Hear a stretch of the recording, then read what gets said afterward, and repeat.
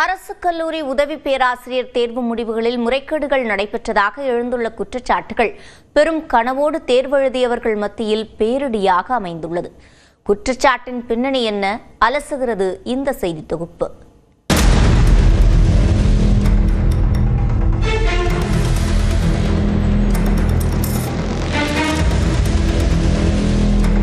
அரசு கல்லூரி உதவி பேராசிரியர் தேர்வு முடிவுகளில் முறைகேடுகள் நடந்திருப்பதாக குற்றச்சாட்டுகள் எழுந்ததை அடுத்து ஆசிரியர் தேர்வு வாரியம் இன்று முக்கிய ஆலோசனையில் ஈடுபட உள்ளது. தமிழ்நாட்டின் அரசு கலை மற்றும் அறிவியல் கல்லூரிகளில் காலியாக உள்ள 2708 உதவி பேராசிரியர் பணியிடங்களை நிரப்புவதற்காக கடந்த ஆண்டு டிசம்பர் 27ஆம் தேதி தேர்வு நடைபெற்றது. இந்த தேர்வை முனைவர் பட்டம் பெற்றவர்கள், முதுகலை பட்டம் பெற்றவர்கள் என மொத்தம் 47,064 பேர் பெரும் கனவுகளோடு பங்கேற்று எழுதினர். இதில் தமிழ் மொழிக்கான தேர்வு தவிர 100 வினாக்களுக்கு 1.5 மதிப்பெண் வீதம், 150 மதிப்பெண்களுக்கு பாடம் சார்ந்த கொள்குறி வினாக்கள் அடங்கிய மெயின் தேர்வும், அதோடு 50 மதிப்பெண்களுக்கான விளக்க கட்டுரை தாள் சேர்த்து மொத்தம் 200 மதிப்பெண்களுக்கு தேர்வு நடைபெற்றது. இதற்கான தேர்வு முடிவுகள் கடந்த 25ஆம் தேதி வெளியான நிலையில் தேர்வர்கள் மற்றும் கல்வியாளர்கள் மத்தியில் பெரும் சர்ச்சையும் அதிர்ச்சியையும் ஏற்படுத்தியது. அதாவது 150 மதிப்பெண்களுக்கு நடைபெற்ற மெயின் பாடத் தேர்வில் அதிக மதிப்பெண் பெற்ற பல தேர்வர்கள் பொது அறிவு சார்ந்த விளக்க கட்டுரை தாளில் 50க்கு 0 மதிப்பெண் பெற்றதாக கூறப்படுகிறது. குறிப்பாக மகளிர் உரிமை தொகை, சமூக முன்னேற்றத்தை ஏற்படுத்திய அரசின் நலத்திட்டங்கள், அரசின் கல்விக் கொள்கை, பெண்கள் முன்னேற்றம் மற்றும் சமூக நீதியில் அரசு திட்டங்களின் பங்களிப்பு உள்ளிட்ட எளிமையான கேள்விகள் இடம்பெற்றிருந்த போதும் முனைவர் பட்டம் பெற்ற தேர்வர்கள் உட்பட பலர் 0 மதிப்பெண் பெற்றது சந்தேகத்தை எழுப்புவதாக கல்வியாளர்கள் சுட்டிக்காட்டி வருகின்றனர். இதற்கு நேர்மாறாக மெயின் பாடத் தேர்வில் குறைந்த மதிப்பெண் பெற்ற தேர்வர்கள் பலர் விளக்க கட்டுரை தாளில் 50க்கு 49 மதிப்பெண்கள் வரை பெற்றதாக கூறப்படுவது சந்தேகத்தை வலுப்படுத்தியது. மேலும் ஆங்கில பாடத்திற்கான தேர்வு முடிவில் குறிப்பிட்ட சில தேர்வர்களின் மதிப்பெண்கள் கலரால் அடிக்கோடிட்டு காட்டப்பட்டுள்ளதாக சுட்டிக்காட்டி எதற்காக குறிப்பிட்ட பதிவெண்களுக்கான மதிப்பெண்கள் கலர் செய்யப்பட்டன என்று தேர்வர்கள் கேள்வி எழுப்பி வருகின்றனர். இந்நிலையில் அரசு கல்லூரி உதவி பேராசிரியர் தேர்வு முடிவுகளில் முறைகேடுகள் நடைபெற்றதாக எழுந்துள்ள புகார்கள் குறித்து அரசியல் தலைவர்கள் தங்களது கண்டனத்தை வெளிப்படுத்தியுள்ளனர். முறைகேடு புகார் மீது உரிய விசாரணை மேற்கொள்ள வேண்டும் என்று அதிமுக பொதுச் செயலாளர் எடப்பாடி பழனிசாமி வலியுறுத்தியுள்ளார். உள்நோக்கமின்றி நடைபெற்ற குளறுபடியாக தோன்றவில்லை என்று சந்தேகம் எழுப்பியுள்ள பாமக தலைவர் அன்புமணி விசாரணை முடியும் வரை ஆழ்தேர்வு நடைமுறையை நிறுத்த வலியுறுத்தியுள்ளார். பல்லாயிரக்கணக்கான தேர்வர்களின் நம்பிக்கையை சிதைக்கும் முறைகேடுகளுக்கு இடமளிக்க கூடாது என்று தெரிவித்துள்ள இந்திய கம்யூனிஸ்ட் கட்சியின் மாநில செயலாளர் வீரபாண்டியன் விசாரணைக்கு ஆணையிட கேட்டுக் கொண்டுள்ளார். இந்த சூழலில் முறைகேடுகள் புகார் தொடர்பாக உயர்கல்வித்துறை செயலாளருடன் ஆசிரியர் தேர்வு வாரிய தலைவர் ஜெயந்தி இன்று முக்கிய ஆலோசனை நடத்துகிறார். இந்த ஆலோசனைக்கு பிறகு முக்கிய முடிவு வெளியாகும் என்று ஆசிரியர் தேர்வு வாரிய வட்டாரங்கள் தெரிவிக்கின்றன. எப்படி இருந்தாலும் பெரும் கனவுகளோடு தேர்வெழுதிய தேர்வர்களின் நலனை மையப்படுத்திய முடிவாக இருக்க வேண்டும் என்பதே கல்வியாளர்களின் விருப்பமாக உள்ளது. தொடர்வது ஒரு நிமிட செய்திகள்.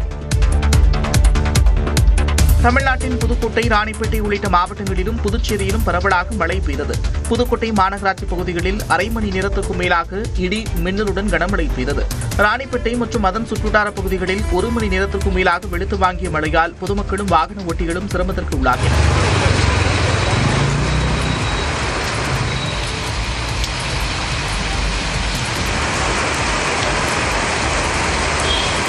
திருவாரூர் மாவட்டம் குடவாசல் மற்றும் அதன் சுற்றுவட்டார பகுதிகளில் 1 மணி நேரத்திற்கும் மேலாக கனமழை பெய்தது. குறிப்பாக குடவாசல், ஓகை, மஞ்சக்குடி, அரசூர், செல்லூர் உள்ளிட்ட பல்வேறு பகுதிகளில் பெய்த கனமழையால் வெப்பம் தணிந்து குளிர்ச்சியான சூழல் நிலவியது.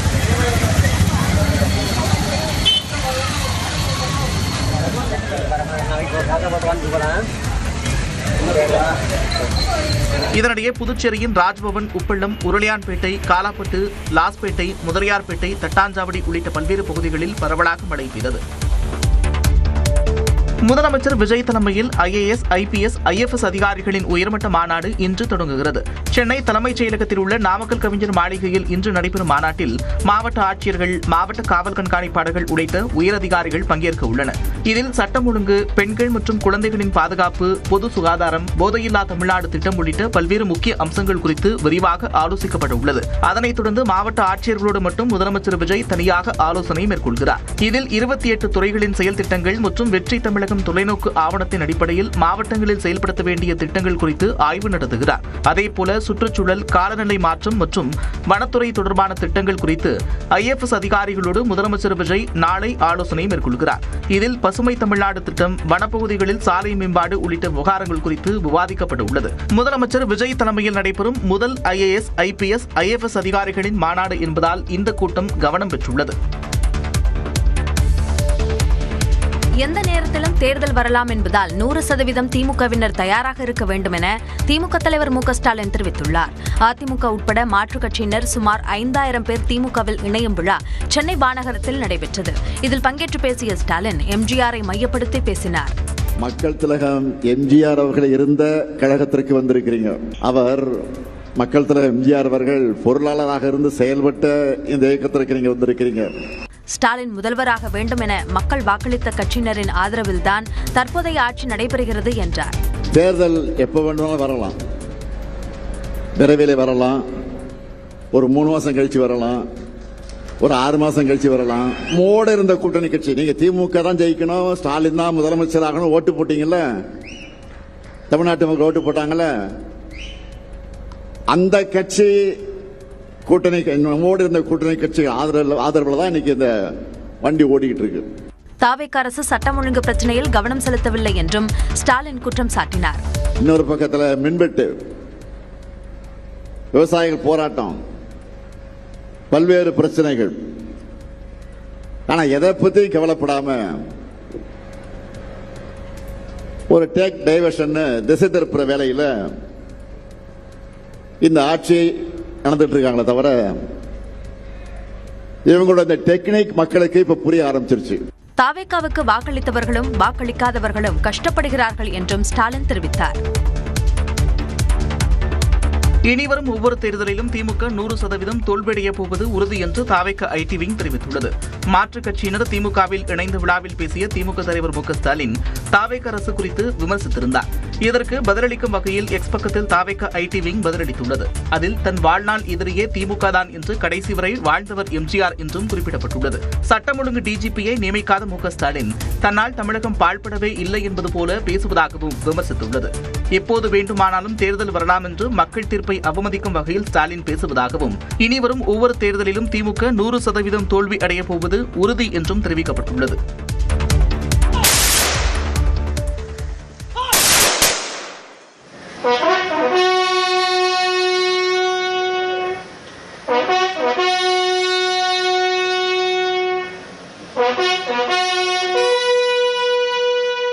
மறைந்த இயக்குனரும் நடிகருமான பாக்யராஜின் உடல் 72 குண்டுகள் முழங்க அரசு மரியாதையுடன் தகனம் செய்யப்பட்டது. இயக்குனர், நடிகர், திரைக்கதை எழுத்தாளர், இசையமைப்பாளர், பத்திரிகையாளர் என பன்முக திறமை கொண்ட பாக்யராஜ் சனிக்கிழமை காலை நடைபயிற்சி சென்றுவிட்டு வீடு திரும்பிய போது மாரடைப்பால் உயிரிழந்தார். உறவினர்கள் மற்றும் பொதுமக்களின் அஞ்சலிக்கு பிறகு நுங்கம்பாக்கத்தில் உள்ள வீட்டிலிருந்து பாக்யராஜின் உடலை நடிகர்கள் சரத்குமார், பார்த்திபன் உள்ளிட்டோர் தோளில் சுமந்து வந்து வாகனத்தில் ஏற்றினர். பெசன் நகர் மின் மயானத்தில் தமிழ்நாடு அரசு சார்பில் அமைச்சர்கள் ஆனந்த், ராஜ்மோகன் ஆகியோர் மலர் வளையம் வைத்து மரியாதை செலுத்தினர். மேலும் 72 குண்டுகள் முழங்க அரசு மரியாதை அளிக்கப்பட்டது. பாக்யராஜின் உடலுக்கு மனைவி பூர்ணிமா முத்தமிட்டு பிரியாவிடை கொடுத்தார். தொடர்ந்து மகன் சாந்தனு தந்தை பாக்யராஜுக்கு இறுதி சடங்கை செய்தார். அதன் பிறகு பாக்யராஜின் உடல் தகனம் செய்யப்பட்டது.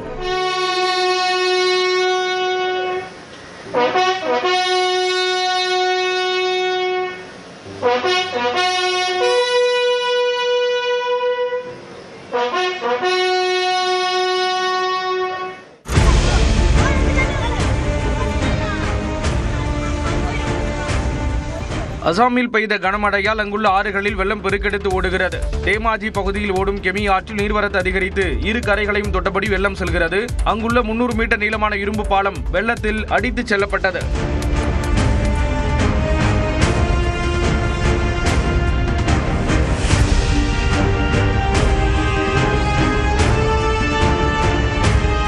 இதனால் கெமி புராணா ஜலோம் இடையே போக்குவரத்து தடைப்பட்டது. இதனிடையே அருணாச்சல பிரதேச மாநிலத்தின் சியாங் பகுதியில் இடைவிடாது கனமழை பெய்தது. இதனால் அங்குள்ள பசிகாட் பகுதியில் ஆற்று வெள்ளம் குடியிருப்புகளுக்குள் நுழைந்து பொதுமக்களின் இயல்பு வாழ்க்கை பாதிக்கப்பட்டது.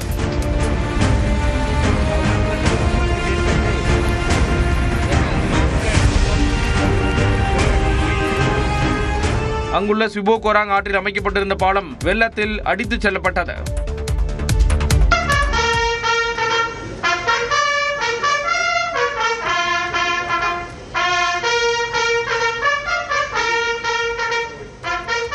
செஷல்ஸ் நாட்டிற்கு சென்றுள்ள பிரதமர் நரேந்திர மோடிக்கு அதிபர் மாளிகையில் அணிவகுப்பு மரியாதை அளிக்கப்பட்ட காட்சிகளை 3 நாள் பயணமாக செஷல்ஸ் சென்றுள்ள பிரதமர் மோடி அந்நாட்டு அதிபர் பேட்ரிக் ஹெர்மானியை சந்தித்து இருநாட்டு உறவு குறித்து ஆலோசனை நடத்தினார். பின்னர் UPI பணப்பரிவர்த்தனை உள்ளிட்டவை தொடர்பாக இரு நாடுகளுக்கும் இடையே ஒப்பந்தங்கள் கையெழுத்தாகின. பிரதமர் மோடிக்கு Guardian of the Blue Horizon என்ற விருதை செஷல்ஸ் அதிபர் வழங்கினார். சுற்றுச்சூழல் பாதுகாப்பில் சிறப்பான அர்ப்பணிப்புக்கான உயரிய விருது இதுவாகும்.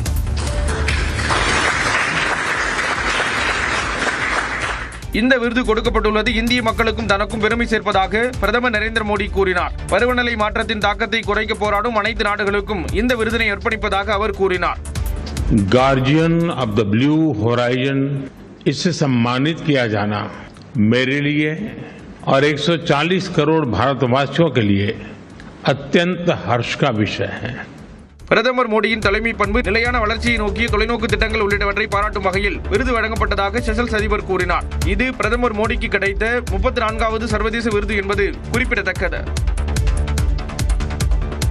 ஆஸ்திரேலியாவுக்கு எதிரான போட்டியில் தோல்வியை தழுவியதை அடுத்து மகளிர் T20 உலகக்கோப்பையிலிருந்து இந்திய அணி வெளியேறியது. மகளிருக்கான 10வது T20 உலகக்கோப்பை கிரிக்கெட் தொடர் இங்கிலாந்தில் நடைபெற்று வருகிறது.